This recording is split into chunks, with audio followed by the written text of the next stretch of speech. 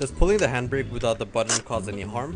When you pull the handbrake, you hear this clicking sound, but when you press the button, there's no sound. You might be wondering if it causes any unnecessary wear.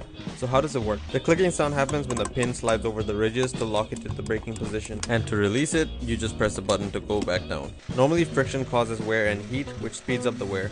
But the metal on metal contact from the handbrakes don't really cause any unnecessary wear. If we compare it to the brakes of a car, there's a lot more heat involved and it's under more load. Whereas this ratchet mechanism isn't under any load or enough heat to wear it out. It was intended to be pulled without the button. It's also easier to pull up higher by just pulling up instead of using the button. This mechanism will outlive your car, so you shouldn't worry about it. And if you learned something, why not follow?